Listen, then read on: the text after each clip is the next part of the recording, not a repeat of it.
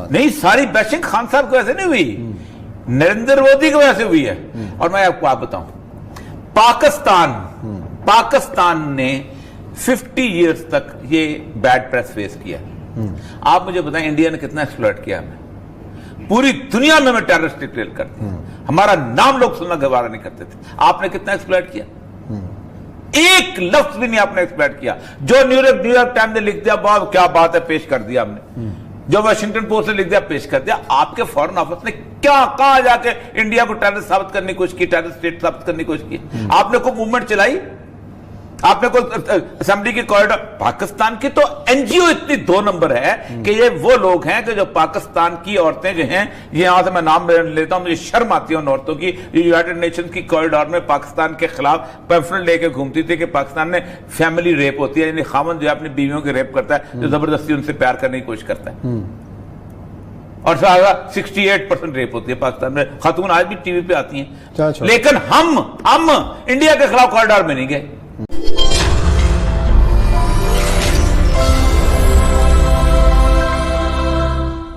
کون ہے؟ آپ کہتے ہیں سعودی عرب کی اپنی پالیسی ہے اور انہوں نے اس لیے کشمیر کو نہیں کیا۔ آپ کا وزیر خارجہ کہتا ہے ود آؤٹ سعودی عربیہ، تو وہ کس کے انسٹرکشن؟ خان صاحب کا مسئلہ پتہ کیا ہے؟ خان صاحب کی پارٹی کے اندر، آج میں نے اسی پہ لکھا ہے کہ خان صاحب کی پارٹی وہ واحد پارٹی ہے اب تک کی 73 سال کی جس میں کسی کو پتہ ہی نہیں کہ ہماری آئیڈیالوجی کیا ہے۔ جو مسلمان ذہن کے لوگ ہیں وہ سیکولر کو روکتے ہیں کہیں آگے نہ بڑھ جائیں، جو سیکولر ہے وہ مسلمانوں کو روکتے ہیں، مسلمان ذہن کے لوگ کے اسلامی ذہن کے ان کو روکتے ہیں، اور پارٹی وہیں پلیٹ فارم پہ رکی ہوئی آگے بڑھی نہیں رہی۔ ایمان تو یہی حالت ہے۔ آپ کے فارن آفس وزیر خارجہ بیان کیسے دے دیتا ہے سعودی عرب کے بارے میں، جبکہ آپ کا بیان، اور پھر آپ کہتے ہو ہمارا کوئی مسئلہ نہیں، کیا کرنے گئے باجوہ صاحب، اور کیا دنیا پوری کے پریس کیا وہ جھوٹ ہے؟ جی، اور یہ صاحب جو 2 ٹوک انداز میں بات کی، اس سے تو مجھے دو چیزیں سمجھ میں آئیں۔ ایک تو فارن پالیسی انہوں نے کہا کہ اپنی ہے، سعودی عرب کے اپنے معاملات ہیں، یو اے کے اپنے معاملات ہیں، باقی خطے کے ملکوں کے اپنے معاملات ہیں۔ تو اس میں تو ایک سوال ہی ابھرتا ہے کہ جو امت کا تصور تھا اس کو تو ہم ختم سمجھے نا۔ امت مسلمہ عوام کی سطح پر تو ہم سمجھ سکتے ہیں، تحریکوں کی سطح پہ سمجھ سکتے ہیں، حکومتوں کی سطح پہ OIC کا بھی کوئی فائدہ نہیں، امت کی جو بات کرتے ہیں وہ بھی گئی۔ صاحب مجھے یہ بتائیں، یہ OIC کے بارے میں بات سارے کرتے ہیں، OIC کا کیا فائدہ ہے؟ آپ مجھے کوئی ایک ریجنل انٹرنیشنل آرگنائزیشن بتائیں جس نے کوئی کام کیا ہو۔ سارک نے کوئی کام کیا؟ ایسیان نے کوئی کام کیا؟ افریقن یونین نے کوئی کام کیا؟ یونائیٹڈ نیشنز نے کوئی کام کیا؟ ECO نے کوئی کام کیا؟ نوکریاں تو لگی ہوئی نا لوگوں کی، نوکری لگی ہوئی ہے نا۔ آپ مجھے بتائیں کس کام کون کرتا ہے جب آپ ایک ملٹری اتحاد بناتے ہیں؟ نیٹو نے کام کیا، وارسا نے کام کیا، یہ 2 بڑے اتحاد تھے، ملٹری اتحاد تھے۔ سینٹو نے کام کیا، ٹھیک۔ پھر جب آپ اکنامک اتحاد بناتے ہیں، یورپی یونین نے کام کیا، ٹھیک۔ یہ ڈیبیٹنگ سوسائٹیز ہیں۔ مجھے یہ سمجھ نہیں آتی پاکستان کے میڈیا کی، پاکستان کے لوگوں کی، اسلامی ملک کون سا ان میں حکمران ہے جو اسلامی ہے؟ کیا بشار الاسد اسلامی حکومت قائم کر رہا ہے؟ کیا مہاتر محمد اسلامی حکومت قائم کر رہا ہے؟ کیا وہ انڈونیشیا والا اسلامی حکومت قائم کر رہا ہے؟ کیا سوڈان والا کر رہا ہے؟ کیا مصر والا سیسی کر رہا ہے؟ They are as secular as any country is. بلکہ یہ جتنے بادشاہ ہیں، کیا مطلب محمد بن جو ہے کیا نام ہے، سلمان بن شیخ زید بن سلطان کا جو بیٹا ہے شیخ محمد جو ہے، اور جو خلیفہ بن زید ہے یہ عمر بن خطاب ہے، یہ علی المرتضیٰ ہے، یہ کون ہے؟ خیر ان ہستیوں سے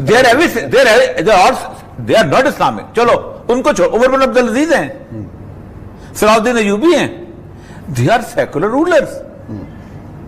جس طرح ڈیگال جاتا ہے، جس طرح ٹرمپ جاتا ہے، اس طرح یہ بھی جاتے ہیں۔ سر یہ ہے کہ یہ ٹوپی پہنی ہوئی ہے، لمبا سا چوکا، مسلمان ہے، اپنے آپ کو مسلمان کہتے ہیں۔ آپ مجھے یہ بتائیں عثمان صاحب، 100% کرسچن رولرز ہیں یورپ میں۔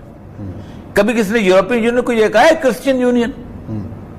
تو یہ تو میں بائی کرنے کو تیار نہیں, اسے بدنام کرنا, وہ گالی دینا, وہ اسلام کے نام پہ گالی دینا. دیکھ کوئی مسلمان ہے ہی نہیں ان میں, کوئی مسلمان رولر ہی نہیں ہے.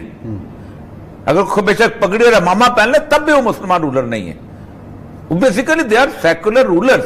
صرف یہ ہے کہ ان بنیادی طور پر ان کے والد نے ان کا بچپن میں نام لکھ دیا تھا, نماز جاتے ہیں, روزہ پڑھتے ہیں, حج کرتے ہیں, دین کے ساتھ کوئی تعلق نہیں کسی بھی ملک. تو ایک بات تو یہ اب ذہن میں رکھیں کہ یہ اب آتے ہیں کشمیریوں کے بارے میں. آپ لیں کشمیری جو ہیں فار ایگزامپل, ان کی زمین پہ قبضہ کر لے کوئی, ٹھیک ہے, تو سب سے پہلے تو کشمیری جو ہے نا وہ احتجاج کریں گے نا, اور کشمیری کہیں گے جی ہماری زمین پہ آپ نے قبضہ کیا ہوا ہے جی, اور ہم انڈیا کو نہیں مانتے. صحیح. لیکن اگر کشمیری ہی اس ملک کو مان لیں تو آپ کیا کریں گے؟ سب سے پہلے کس نے مانا ہے, اور کس کی زمین پہ اسرائیل بنا ہے؟ اردن کی. اور سب سے پہلے کس نے مانا ہے؟ اسی نے مانا ہے. ہماری لڑائی تو بات کی بات ہے نا. میں اس کانٹیکسٹ امت مسلمہ کی باتوں کریں گے. امت مسلمہ کا نام لو تو صرف فلسطین یاد آتا ہے, صرف کشمیر یاد آتا ہے. پاکستان کے اندر 6 فٹ پہ اسلام نافذ نہیں ہوتا. حد کی سزا کے اوپر چیخیں نکلنی شروع ہو جاتی ہیں, سود کے اوپر سب لوگوں کی آنکھیں الٹی ہو جاتی ہیں, ہاتھ کاٹنے کو کہتے ہیں وہ سزا وحشیانہ بربریت والی سزا. اور سب سے بڑی بات ہے کہ فلسطین ریاست مدینہ 6 دفعہ ریاست مدینہ عمران خان صاحب نے کہا, اور یہ ریاست مدینہ کو بدنام کرنے کی بات ہے کہ فلاحی اسٹیٹ تھی. فلاحی اسٹیٹ اس کا ایک حصہ تھی. ریاست مدینہ میں 87 جنگیں ہوئی ہیں. سید الانبیاء کے جسم کے اوپر زخموں کے اتنے نشان تھے کہ شاید کسی کے جسم کے ہوں. وہاں بدر ہوئی ہے, وہاں احد ہوئی ہے, وہاں احزاب ہوئی ہے, وہاں حنین ہوئی ہے. کیا کچھ نہیں ہوا.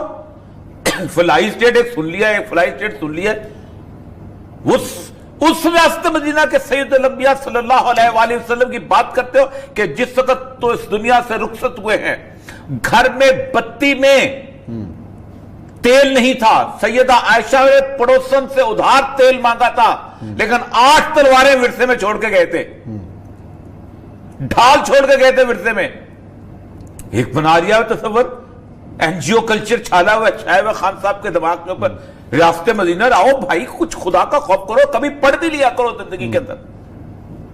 اچھا اب میں ایک بات کہوں, میں پہلے بھی کہتا ہوں آج بھی کہتا ہوں, ابھی ذرا سمجھ رہے ہیں شاہ فیصل کا جو لیڈرشپ تھی اس کی, پاکستان اور سعودی عرب کو بھی تسلیم نہیں کرے گا 2 وجوہات سے. سعودی عرب آج تسلیم کرے, سعودی حکومت چلے جاتی. یہ وہ ملک نہیں ہے, یہ ایران نہیں ہے کہ سب سے پہلا ملک ہو جو اسرائیل کو تسلیم کرے اور کوئی نہ بولے, اور پھر 1979 میں گورنمنٹ بدلے تو اسرائیل سے تعلقات ختم کر دیں. یہ ترکی نہیں ہے کہ ابھی تک آپ اسرائیل کے ساتھ تعلقات رکھتے ہیں اور میرے لیے آپ ہیرو ہیں اردگان صاحب. او بھائی ٹریڈ تو ختم کرو پہلے, سفارت خانہ تو بند کرو پہلے. طرز حسین کو جا کے آپ نے اسرائیل کے اس میں کھوتے میں ڈال دیا.